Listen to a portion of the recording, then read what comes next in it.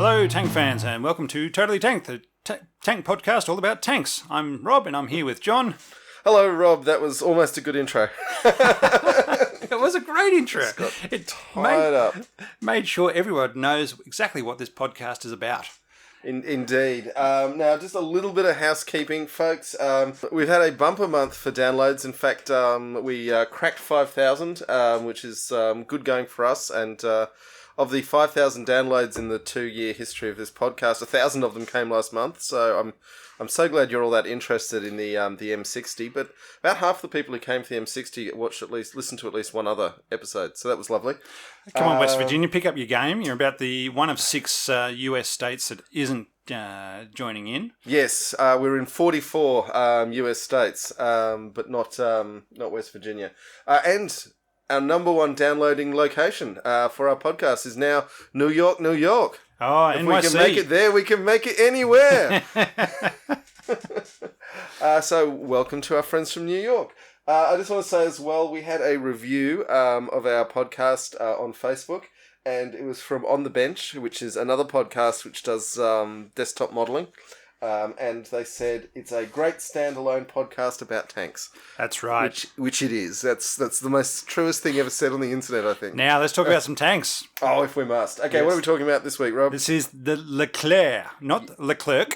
Yes. It is LeClerc, and it's Yes. not an AMX 56. Yes, it is not an AMX at all. It's a GAT, or nowadays it's a Nexter. Yeah, but during the production run, it was built by GAT, so I'm thinking it's a GAT. Yeah. Nexter do own the production line, which has been in abeyance since 2008, but apparently they are set up, they could start production again if they wanted to. It's a Frenchy tank. It's got 5 forward gears and 2 reverse. Not what people think at all. Not as many reverse gears as the French are given always made fun of. But no, it's a good tank. It's a good tank.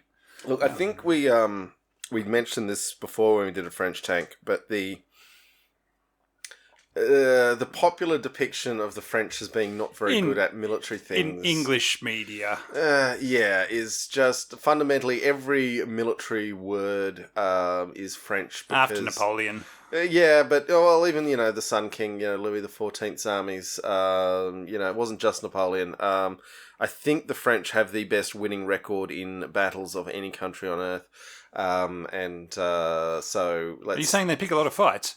I'm saying they win a lot of fights. I think they pick a few as well. Yeah, and they live in a bad neighbourhood. So, the LeClerc, at one time it was the most expensive tank in the world. That's right. And like most tanks that were in their time the most expensive in the world, it does tend to mean it's probably one of the best tanks in the world, at least at its time.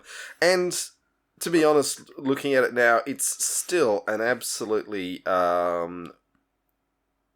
wonderful tank. It's a top rated MBT. It's still out there. It's still in the top 10.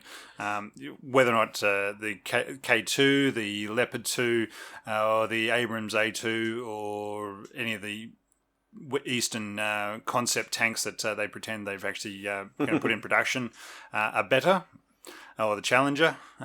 Who knows? They are all compatible. Comparable, sorry. It is certainly what, and it also comes down to, obviously the quality of the crew on the day tends to be the most things. And with any tank engagement, it tends to be the first tank to see and engage the enemy is the winner. And I think 9 times out of 10 engagements. And all the support that goes with it, whether it's your aircraft AWACS body providing battlefield control or satellites or information technology. Who knows? Absolutely. Now let's go through the story of the LeClerc.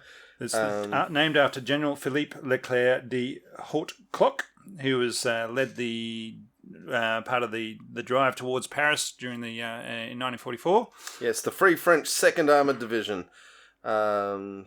which does make you wonder what the 1st Armoured Division was doing. But anyway, yes, they led the liberation of Paris. And in his honour, they have named a tank. I think it's a bit of a nod to the way the Americans have, which is odd because the Americans were actually inspired by the British to name their tanks after generals. And now the French are naming their tanks after generals, which is And for those people thinking about Winston Churchill being the name for the Churchill tank, well, there was a lot of Churchills for a long time. He was related to all of them, though. Yeah. So the Churchill tank is not necessarily named after Winston, but it's a very long family that's been around for a long time, involved in a lot of wars. Yeah, although interestingly, on that note, sorry to divert away from the LeClerc, the Cromwell tank, named after Oliver Cromwell, there was an attempt to name a warship the HMS Cromwell, and the Royal Navy was not coming at that. So it is... The Queen was not going to... well, it was the King. The King said, no. The King said not in my Navy. Whereas I'm the not Army... not going to christen that one. The British Army is not the Royal Army. So, it's not even the new model army anymore. Yeah. Anyway, back to LeClerc. So, I mean, in 1983, this was really ahead of its time, although production started in 1990. But just to step back a little bit further, 1981, the French and the West Germans at the time were saying, you know what, let's build a tank together. We've got the Leopard 1s coming out of and the AJAX 30 is coming isn't big enough to compete with the new Eastern Bloc tanks. So let's get together and we'll build one. We'll call ours Napoleon the First, and you call yours Kaiser, whatever. Panzer III, whatever you want to call it. And then the French said, "Hang on a second. Nah, we're doing this ourselves. Thanks very much. We're not really part of NATO. We support the idea of it. We're doing our own thing, and we're going to maintain our own capabilities." And so from that, they said, "We're going to build our own tank, all within their own country, using limited parts from other countries, so that they can do it all themselves." And that's what they've continued to do, and that's what they've done with the LeClerc, and it rolled out they started the design in 83. And John? The design started in 64. The design started, depends where you count it, but production started in 1990. The design was 83 to 89, which 6 years is getting to be a long-ish design process, but not you the didn't have a lot of phase. Computer technology to go with it then. There was still a lot of people running around with bits of paper and rulers, drawing things. I have to say, I think the prettiest tank in the world is probably the T90 at the moment. But the LeClerc runs it very close in just having such a sexy low turret.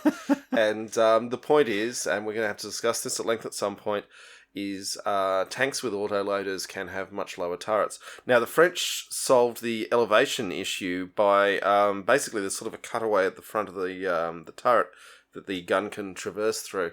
So they don't have the same problems as the Russian tanks with being able to get a high elevation if they need it. Oh, you mean to maintain their 8-degree gun depression? Well, to get the elevation, yeah. Yeah. Whereas the low Russian turrets get stuck on themselves if they try to move up and down too much. Yeah. So it's been in production since 91. So I missed out on Gulf War 1 and the big training ground fight that was. Yes. Which is where a lot of tanks would have liked to have, the British would have liked to take the Challenger 2, the Americans ran out the Abrams and everything else, and basically generated a lot of sales from that activity. Okay, so got a crew of 3. So as John said, it's got the autoloader. Because it's only got a crew of 3, driver, gunner, and commander. With the autoloader, that's one of the big reasons why they can have the small turret. But they've done a lot of good work with the turret by keeping it that size. And with a 120mm smoothbore gun, still not a Rheinmetall. It's a GIAT, but it's a Rheinmetall built under license, pretty much. Yeah, no, it's a 52 caliber, it's an L52 rather than L44, so it's longer. It's longer. It has, so meaning the rounds leave with a high velocity. So again, it can go through a bit more armor, but still fires the same standard NATO rounds. But it's still built under license, but by a French company. Yep. Now, in terms of the autoloader, they've got 40 rounds in the tank, but 1 round in the chamber, 22 rounds in the autoloader. 18 rounds it can be reloaded. Yeah, there are some who will say, "Oh, but that's not enough." But then there's more realistic views that, hang on, when are you actually going to fire 18 rounds without a break? In what sort of scenario are we talking about? And those 22 rounds in the autoloader will be a mix. So you'll have may have 10 tank killers in there, and the other 12 will be other rounds for doing other activities. Yeah, I mean the trouble with doing that, of course, is that you end up with a situation you've never got enough of the one you want. But as I was saying, talking to John about before, it does have the capability of putting those extra 18 rounds back into the autoloader from inside the tank. You don't actually have to get outside and reload it, which is the trouble with a lot of other autoloaders and even a lot of tanks with just a loader in them, is that the storage bins of the rounds can only be accessed from external to the tank. So this one, there is a separate compartment, and beside the gunner or driver, I can't remember, where they can breach through and start reloading the cartridges of the autoloader to put the rounds in. Yeah, now, I was just going to say also on the autoloader that you can argue that, you're better off just having lots of ammunition in ready racks in the tank and the loader, the human element. But there is the issue that humans get tired when they're having to lug 50-kilogram pieces of ammunition around the inside of a tank that's moving and fighting, whereas an autoloader doesn't get tired. And then you've got to feed that person, and they're taking up space in the tank. And they're standing, so they're not there to move around, whereas all your other people in the tank are seated. Yeah. So, but then there is the important issue that a loader, after they've fired the first 10 or so rounds, have exhausted all the rounds within easy reach of their position, and are starting to really struggle to move inside the tank to find, where the next shell's coming from. Yeah. I just remembered, so I watched a good video by the Chieftain on this regard and this tank, saying that one of the big problems with three-person tanks is that you then don't have as many people for guard duty, for maintenance, and if anybody gets sick, injured, or whatever else. This is an organisational issue, not a It is organisational, but the French have actually seen this as an organisational issue and said, you know what? We're going to have our platoon of 4 tanks, and we're going to have another section with 3 APCs coming along with it that brings the extra people. So their platoon is still a 4 people per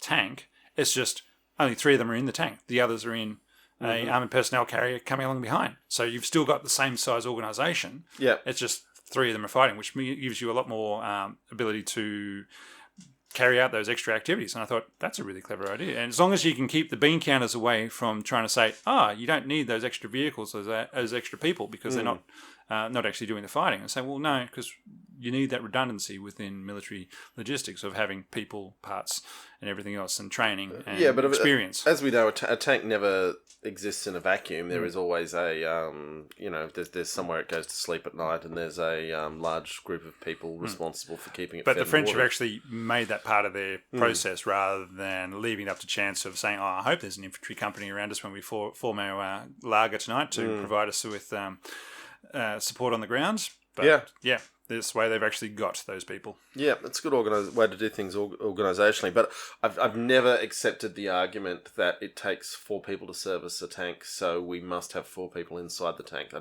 just don't. No, I agree. That's not a reason to have 4 people. That's just a case of you need 4 people available, but they don't need to be inside the tank.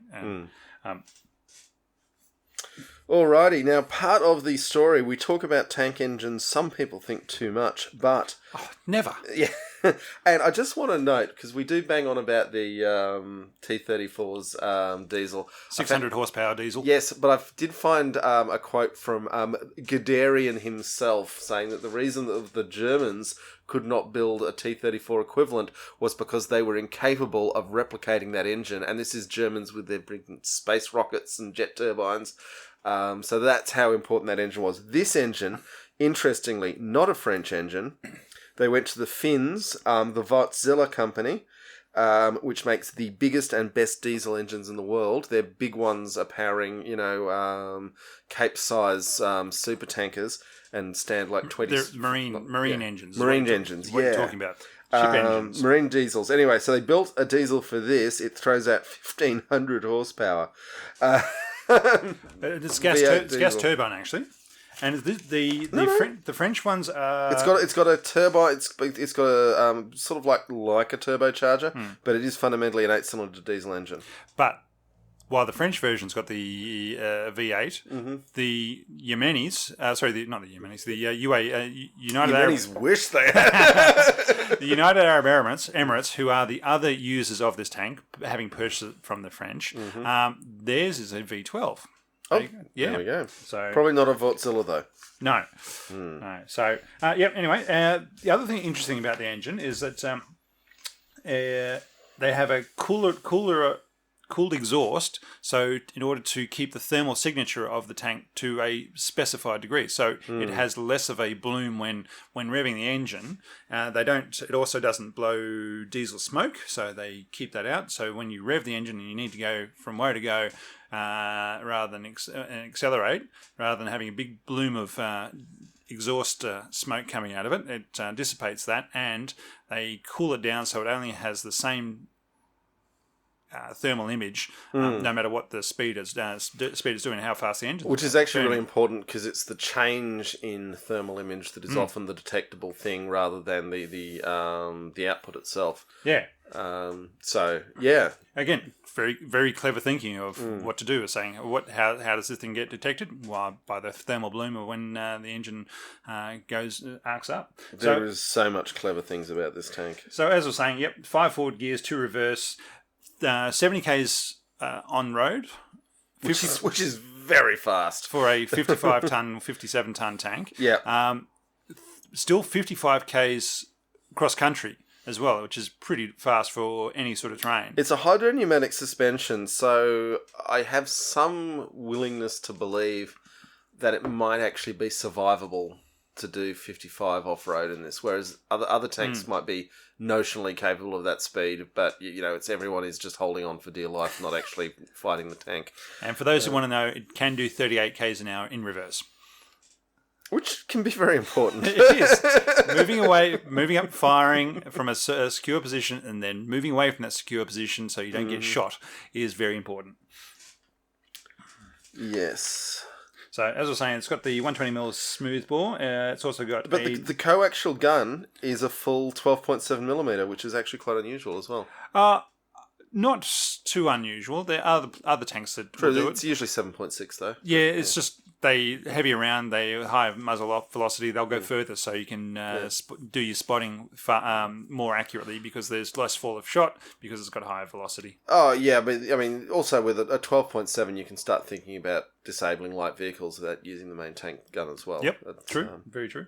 And the 7.62 in the mag, the FN mag on the turret is remote controlled. It wasn't to begin with, but is now they've all been fitted out with a remote control, an armoured casing around it and remote control, so it can do other tasks. It's funny how the real learning of the late 20th century, early 21st century is don't stick your head outside of the tank. Yes, just because you got a machine gun outside the tank doesn't mean you stick your head outside. And now they've gotten rid of that, and you can just sit inside and play with your joystick and say, "Yep, blat blat blat blat blat." Now, another thing I really want to mention that's a real feature of this tank is that it looks a little weird if you look at the side of it that you have basically a series of panels, and they are replaceable armor panels, very quickly replaceable armor panels, and it's something that you do wonder if that's going to catch on, if other tank families are going to take it up, because it offers, in terms of repairability, it makes it better. In terms of upgradability, it makes it better. What I don't think this. So the story of with the Challenger 2 getting tracked in Iraq and having 100 RPG-7s being fired into it over a number of hours.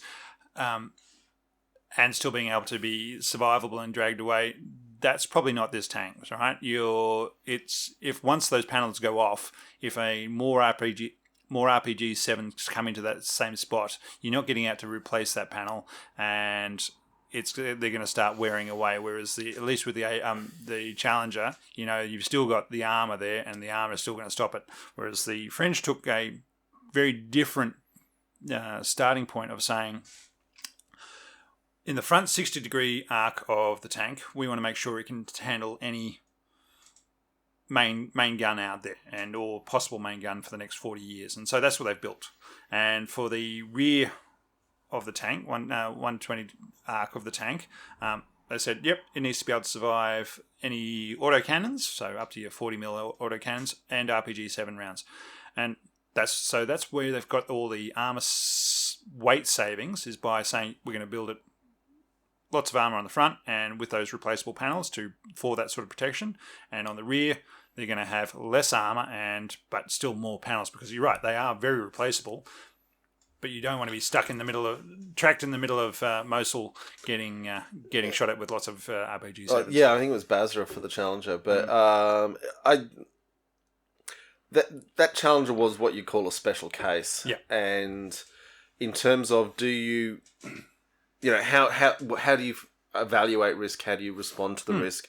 It's just a really interesting choice. And the Challenger was, in terms of fighting a real war, the Challenger was already mobility killed, and the guys standing around pumping 100 RPGs into it for no real return, other than, I assume they wanted they wanted to get the go in the books as saying we killed a Challenger. No, I get that. I guess it's just in real world usage, particularly when you get to peer warfighting, and fundamentally, yes, tanks can be used in counterinsurgency roles, but that's not what they're for. No. They're for peer conflicts. Yeah. They're very useful in counterinsurgency, but boots on the ground is what you need, but people don't like to invest in boots on the ground. Yeah.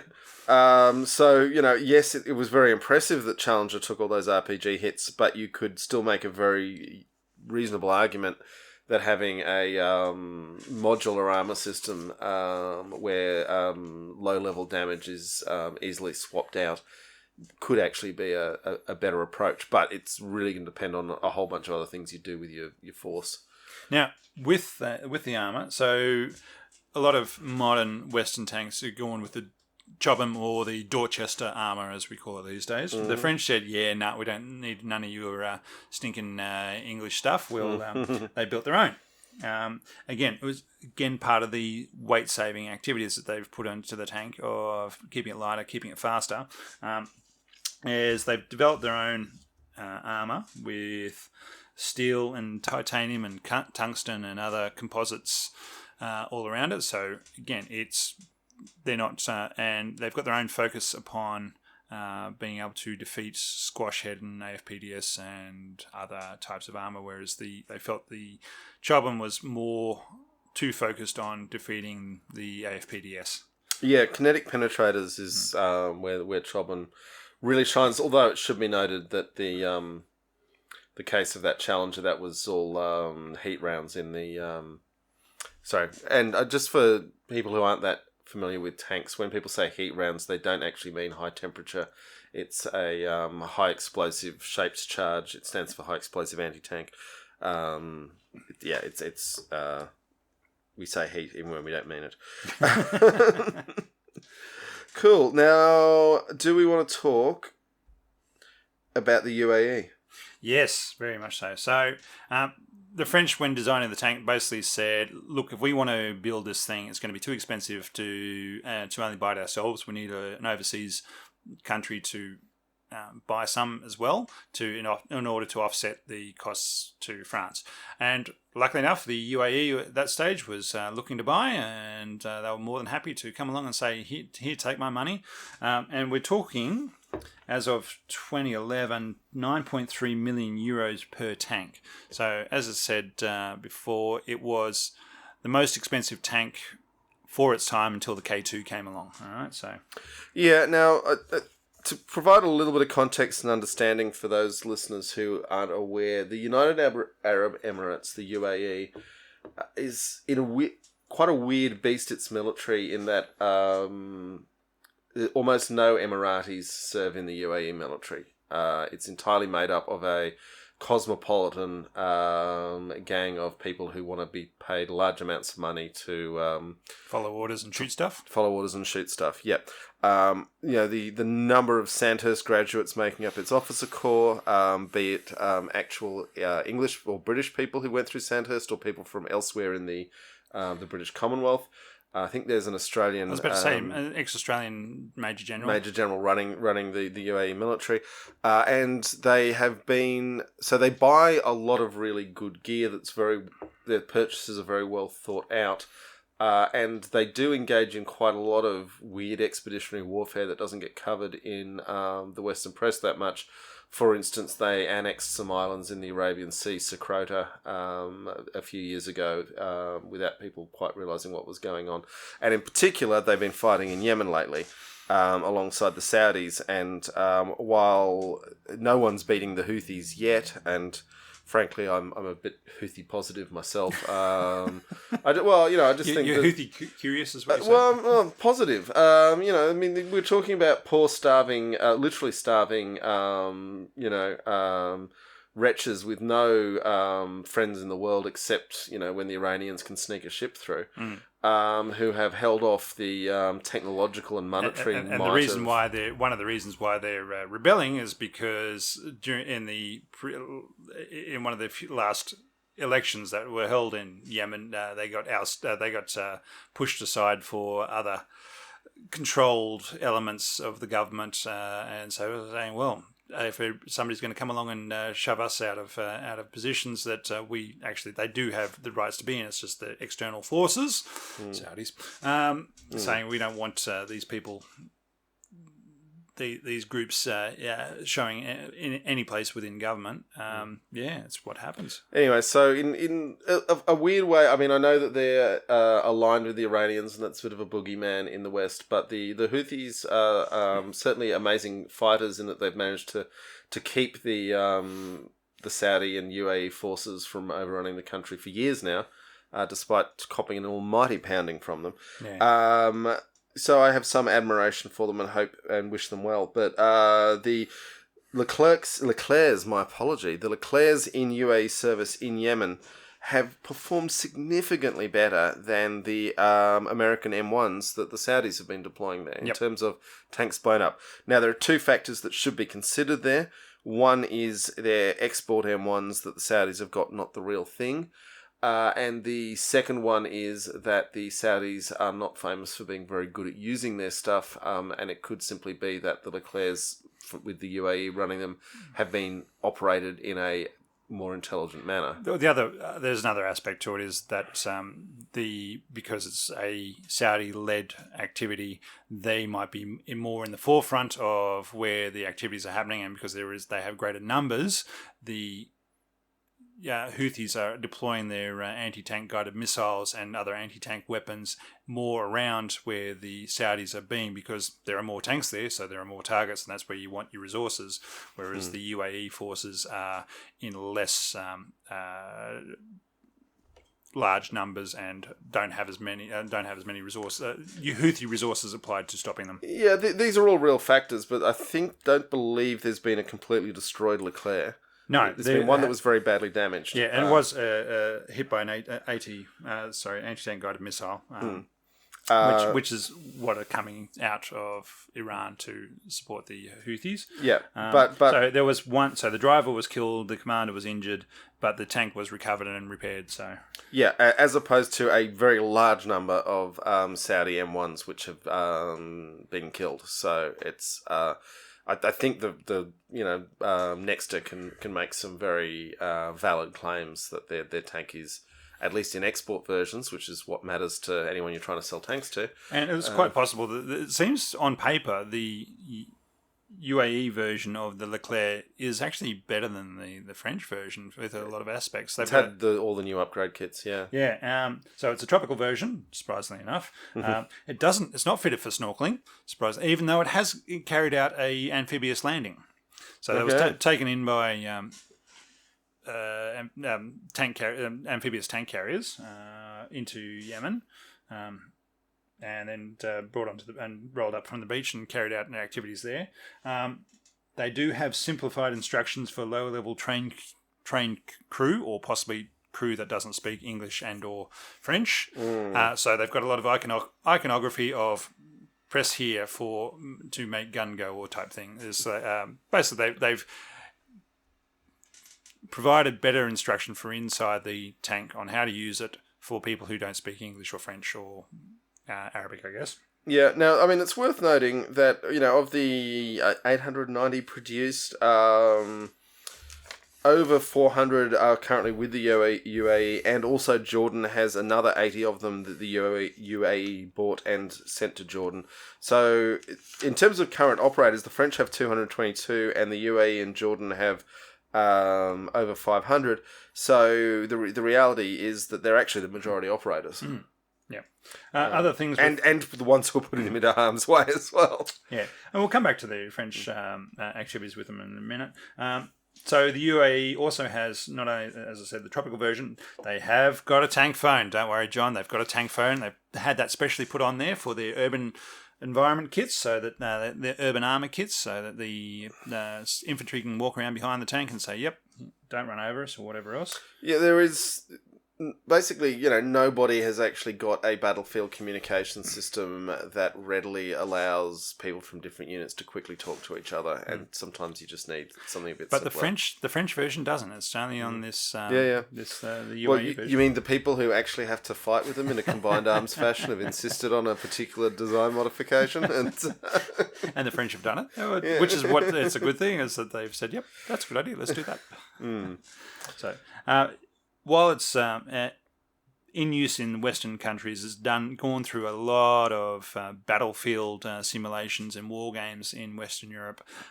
It's never actually, the French version has never actually been taken to war. It was because it came in 1992 after Gulf War I, so they didn't get deployed there. The French have, since then, they've been involved in a lot of conflicts, but like Australia, they've only ever deployed light armoured vehicles to those conflicts. They've never actually deployed their tanks. They did send them to Kosovo in '98 and southern Lebanon in the early 2000s for peacekeeping activities. And the closest they got to anything there was in 2006, when they had a standoff with a couple of Merkava tanks from the Israeli Defence Force, who wanted to roll through a Lebanese village and probably run over all the buildings, and basically said, nah, you're not coming through here, guys, piss off. And so there was no shooting involved, but I'm sure there was lots of communication and various hand gestures. And so luckily enough, there was no conflict there, and nobody found out whether or not how the Merkava would do against a early model LeClerc and vice versa. Which is a shame, because a lot of people would really like to know how that would have gone down. People do claim that Merkava is the best tank in the world. People who know what they're talking about will say Merkava is the best tank in the world if you're the Israeli Defence Force. And how you're using it. Yeah. Personally, I question the value of combining a tank with a APC. I think you want different vehicles for different jobs myself. Yeah. Anyway, we'll come back in a moment with... beer review! We've got something special today. Woohoo. So, Rob, what on earth are we drinking? Absinthe. Absinthe review. In the form of a beer. So I went to my local beer store yesterday and said, have you got any French beers? I could see a whole wall of European beers, especially from Dutch ones. And they said, no, all we've got is this one. And this beer here is the only French one they've got in there. Oh, crikey, only the one. And they said, and it's got absinthe in it. I go, what? And it's green. And we have a green beer with absinthe. It's not even St. Patrick's Day. It's the Brasserie du Mont Blanc La Vert, which means the green, because it is green. It is a green beer that's made from the waters from Mount Blanc, the White Mountain of France, 2,074 metres high. Is where the spring or the glacier that they get the water from. Yeah, I mean, the Mont Blanc Massif takes up a huge chunk of France. And I'm guessing the water comes from somewhere in that vicinity. Maybe the water's green. Maybe that's... Well, then it'd be the Green Mountain, the Mont Verde, right? It's Mont Blanc. It's really seriously green beer, though. I'll if you visit the YouTube page, it's not the YouTube page, the Facebook page for Totally Tanked. See a photo of how green it is. I'll put a picture on. Yeah, it's not a case of putting in food dye, and it's green. And it tastes like a vodka cruiser. Yeah, does not taste like a beer. It's basically an alcopop of one sort or another. It's not bad. It's very drinkable. Yep. Now, I want to say, for those who haven't had the privilege or the pleasure of spending time in France, they actually make really good beer. Yeah, they do. Yeah. just like the Germans do really good wine, the French do really good beer. Yeah. So it's not like... they just don't bother exporting it because they're too busy drinking it all, as far as I can tell.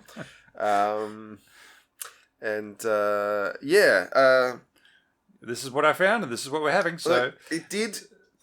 To the point of the ledger. Sorry, I'm losing control of my power of speech as the absinthe kicks in. I don't think there's that much absinthe. Yeah, well, we did have that Yarrow beer to start us. Okay, Adventures in Pharmacology and Tanks. It's a 330ml bottle, 5.9%, so not as strong as some of the other things I've brought along to try, but Good. Yeah. God help us if it was stronger. So the absinthe probably makes up for that bit. Yeah, and I would say it had a beautiful, dense head, and it's lacing very nicely in the glass. So that is good signs that underneath the sweetness and the greenness, it remains an actually well-made beer. They're very fruity flavours. Yeah, which is fine. The beer making does have a proud tradition of... fruity flavours. It's not just pale fizzy lagers. Having said, I don't know, I could drink a lot of these on a hot summer's day. I know, yeah, really could. What it'd do to you, I'm not sure, but it's not a bad drop. It's just I don't think of it as beer. If you're a person who doesn't like beer, this might be the beer for you. Oh, very much so. Yeah. But I mean, you could say that about I'd say that about things like Gozers. And very sweet on the nose as well. Very fruity and sweet. Yeah. And very light on the tongue. Yeah. No, it's going to disappear quite quickly, actually. I actually wonder with the flavour, it's a bit like stevia where it tastes sweet but isn't actually that high in sugar, and I've got just a feeling on the back of my palate there's something similar going on here. Okay. Yeah, cool. Okay, and what's this one called again for anyone who's interested in a beautiful... It's called The Green, La Verte, Brasserie du Mont Blanc. Yep. And yeah, we did have a moment of thinking that Robert once again bought a beer from the wrong country, and this because it has what looks to be a little Swiss heart flag on the front of it, but I think that's just because it's really stuffing me. It's trying to be trick my mind. I don't know, but they said it was a French beer, and it's got absinthe in it, so therefore if it's got absinthe in it, you got to say it's French. No, I ran Google Translate over the label, and definitely thought it was French. So that's good.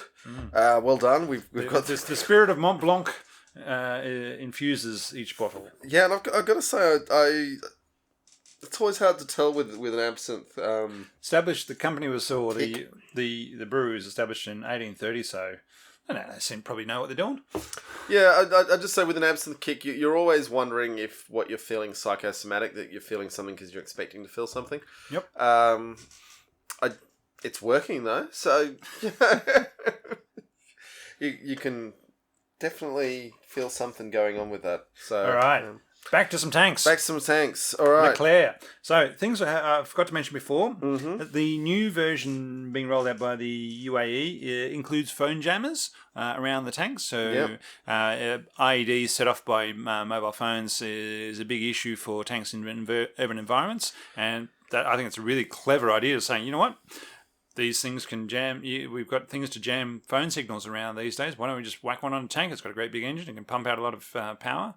It might make you more targetable for electronic warfare style, but that's probably preferable than having a 155 round going off underneath your chassis. Yeah, look, with electronic warfare, you have to take a horses for courses approach, and when you're as we've said, tanks are fundamentally four-peer conflict, but when you are trying to use it in a hostile urban environment, you're unlikely to have too many people tracking your movements by your emissions, your electromagnetic emissions, but you are likely to have people using a mobile phone to set off a bomb.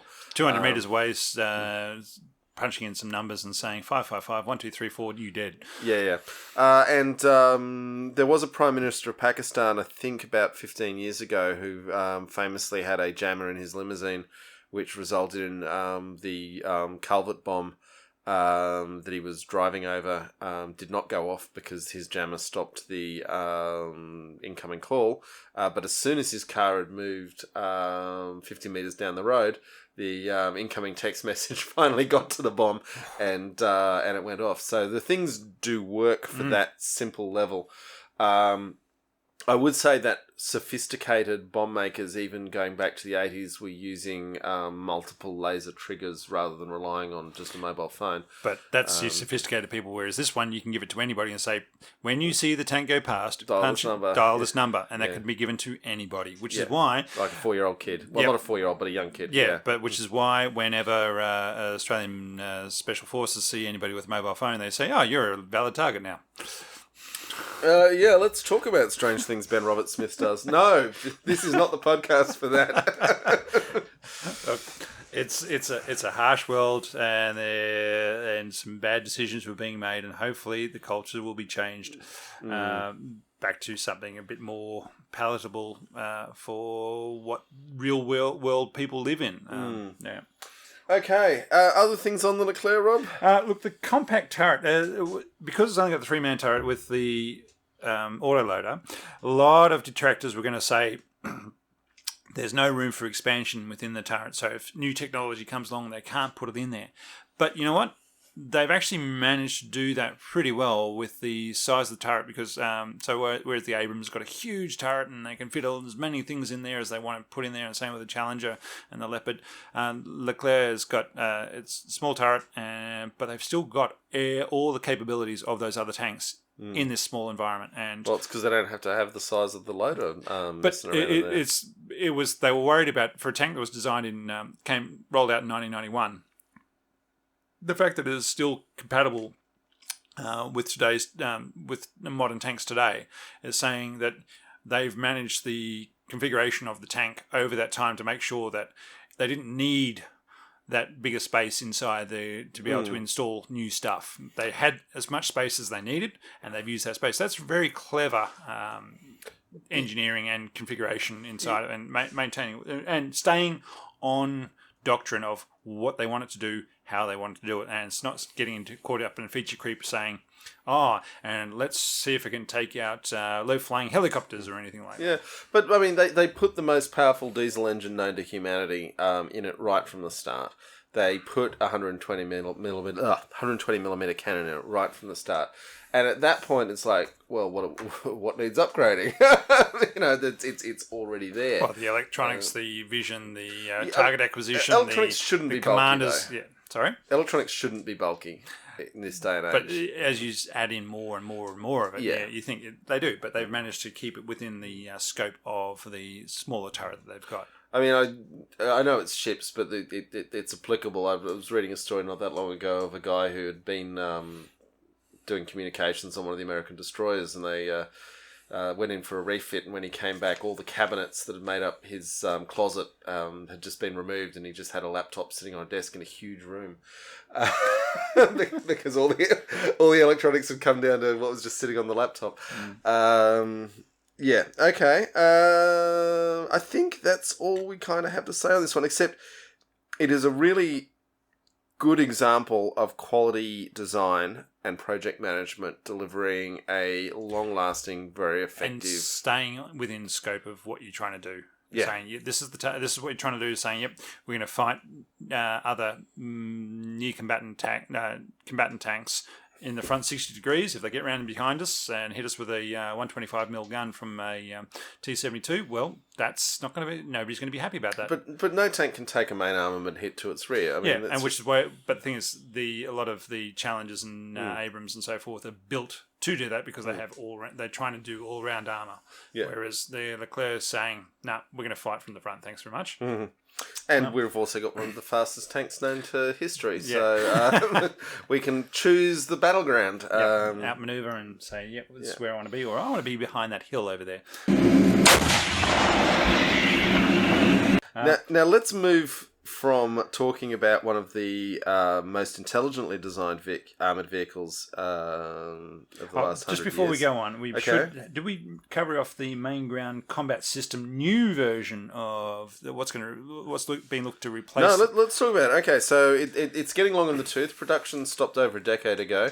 What's coming next for France, Rob? So it's called, they haven't actually come up with a fun name for it yet. It's going to be called the Main Ground Combat System. And whereas in 1981, they decided they weren't going to work with the West Germans government to make a combined tank, you know what, this time they said, we're going to think about it and we're going to look at, because everybody likes to look at the Leopard 2 chassis and everybody likes to look at the LeClerc turret. And why don't we just put the two of them together? So that's what's happening is the German government now and the French government are saying, why don't we just take your turret, take our chassis, stick them on one on top of the other and see how we go. They're going to go for a 130mm gun, so they're going to upgrade it.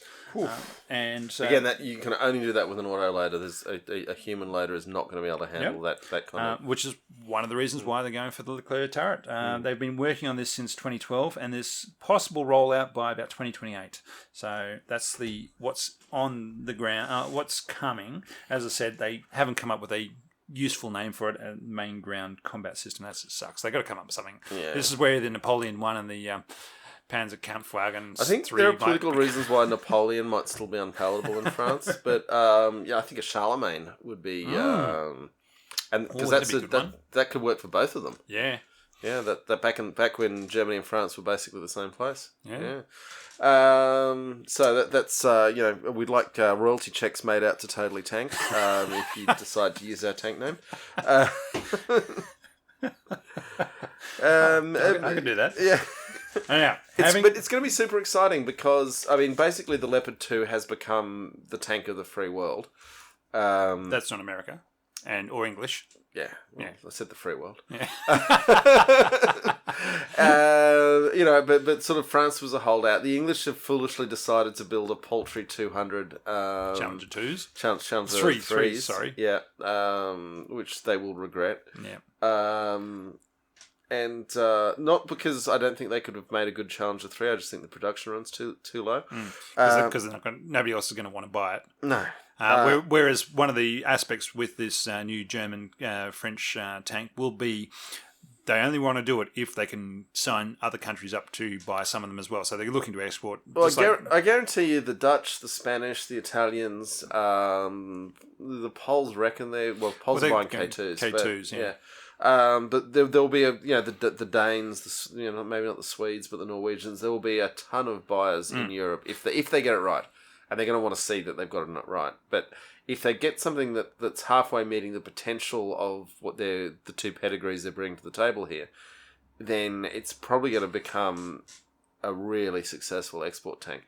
In Europe, yeah. Oh, even beyond. Once it's successful in Europe, it's then other people will start buying it. But depending on the size of the production run. But particularly because no one's too sure about the qualities of the M1 as an export tank. Yeah, the Americans keep a lot of their own the good stuff to themselves. Yeah. So I want to be clear to our American audience, I'm not dissing the M1, the American M1 as used by the US Army. I'm dissing the downgraded, not quite as good version that gets sold to foreigners. Yeah. Okay. Now, speaking of going from, as I was trying to say before, a really good development process that produced a quality vehicle to a British one. To the opposite end of it. The AJAX has been in the news a lot, so we felt we had to address a little bit of current events. And this is as of, we're in June 2021. AJAX has been in development for 30 years. So which is a bad sign, isn't it? Yeah. Oh, the Bradley went through all this. Remember, the Pentagon War showed us what could happen. I don't think it was a 30-year development program. I will once again say, if you haven't watched it, Pentagon Wars is the only movie ever made about armored vehicle procurement. And so we'll always have a soft spot in our hearts. It's so well done. It's so beautifully done. And I'm sure there's only half of what actually happened probably is shown in there. Yeah, but it does describe how the Bradley went through a tortuous process at which it almost became a failed project. And a Nimrod, as the Poms would say. Yeah, in the end though, it did actually produce a really useful armored fighting vehicle. But we are talking about the AJAX, which is not going to be a really useful armoured fighting vehicle. The AJAX is a armoured personnel carrier / scout vehicle that the British are bringing in / infantry fighting vehicle that the British Army are bringing in to replace the Saladin light reconnaissance scout vehicle, or whatever they're calling it. Sorry, I can't remember the name. Now, so it's a tracked vehicle for doing scouting work, APC work, other bits and pieces of things. Now, already you've got a problem because it has too many things it's trying to do. Some of them have contradictory design requirements. Look, the Australians have done pretty well with the LAVs and other bunch of basically having a chassis that can do a lot of different things. Yeah, it can work, but it's a red flag. It's a recipe for future trouble. So the Brits have put 600 on order from General Dynamics UK, whoever they are. Well, General Dynamics builds the M1, so they know how to build an armoured vehicle. They were due in 2017, but they have still not been deployed. So even their first batch run have not come out. They're 4 years late. But they started this process in the late 1980s, I think. Yep, possibly. Yeah. Now, they based it upon what was going to be a Spanish and Dutch collaboration of this vehicle. That then the company that were building that got bought out by General Dynamics. Two countries that don't have a great record of building armoured fighting vehicles. And the thing is, the Brits got sold on the idea of saying, yes, if the Spanish are doing it, we'll buy whatever they're building. But then the GFC hit, and the Spain said, you know what? We can't afford this anymore, so we're not going to build these things. And so the Poms were left with the unenviable position of saying, so there's no actually tried and tested version of this. We're just going to have to build it and buy it off spec. Okay, yeah, no, we're fine with that. We'll do that. Let's do that. A bit like Australia buying a French nuclear submarine, being promised that they'll figure out some way of powering it without a nuclear power plant. I was about to say, we don't do nukes here in Australia, so therefore we'll probably shouldn't have bought the nuclear submarine then. But anyway, moving back to tanks, moving back to AJAX. Where's it up to? All right, so what's come out recently into the news is what's made this all fun and exciting is due to the excessive noise and vibration, it causes nausea, swollen joints, tinnitus in the crew who are testing it. So this is not even the people, this hasn't even been rolled out. So it's just the people who are doing the testing. Who have to wear noise-cancelling headphones, which does create some communications problems inside the vehicle, but yeah. You can get noise-cancelling headphones that actually have communications comm circuit built in. I mean, the artillery guys figured that out a long time ago after they all went deaf. Yeah. It's still not a great start. You'd still like to be able to have some level of communication without electronics in the vehicle. Yeah. But the point being is that the crew aren't allowed to do more than 105 minutes inside the vehicle while it's running. They can not allowed to drive over 20 miles per hour, 32 Ks. Which is a big problem in a scout vehicle. It's basically an infantry tank. When they're finished, they have to have hearing tests to make sure they haven't had any hearing loss.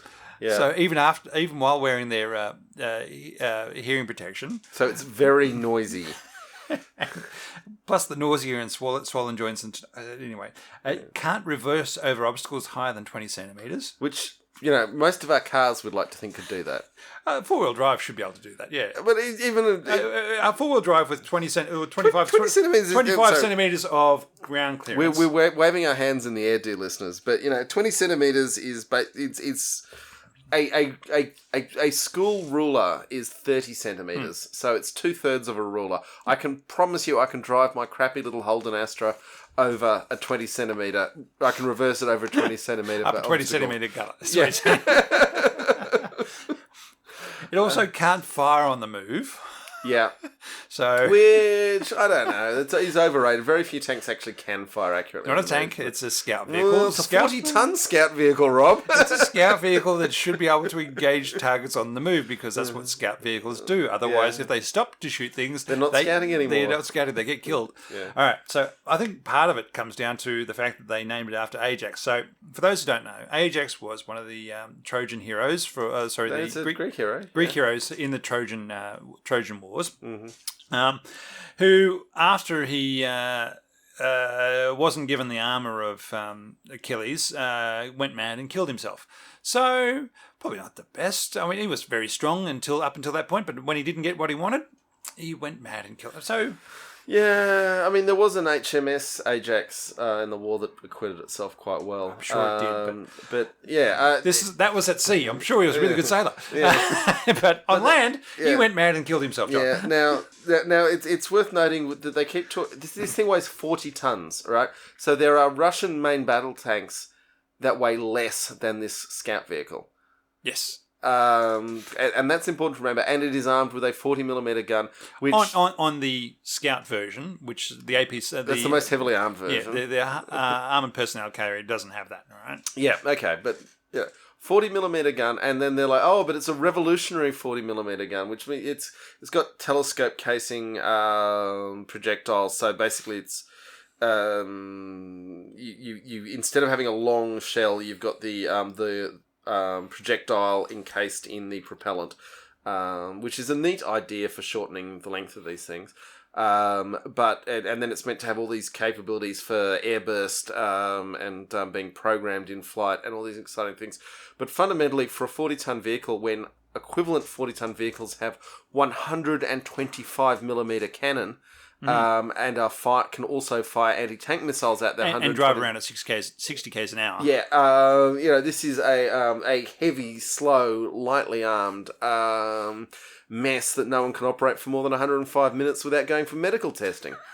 No, they still have to have the medical testing for that after 105 minutes. Okay, so what has this got to do with the LeClerc? Well, I want to take it. So one of the things they said about it was the lack of domestic investment in armoured vehicle programs and upgrades resulted in the design capability in the UK being run down. So my takeaway from the parallel for that with the LeClerc is that not only do you need to maintain the industry capability to build tanks, you also need to keep the people employed who can build tanks, who know how to build tanks. So the British, the French have done that, even though they haven't built a LeClerc in the last 13 years, they've still got the people who can do it, and they're still expecting to be able to do it. Whereas the British said, you know what, we haven't built, we're going to subcontract these to other people and buy it on spec from what the Spanish are doing. And you know what, they lost that capability of having the people. They might have the industry capability of putting together the bits of metal that form this tank and the engine and the tracks and everything else, but they don't have the people who understand the engineering to be able to say, that's a good idea, that's going to work, or, you know what, I'm not sure this thing's going to work as well as you would like it to. Yeah, but what it emphasises is that if you want to be designing and building these vehicles, you have to... spend the money. Well, you got to spend the money, but you got to keep turning the generations over faster than you might actually have a strict military need for.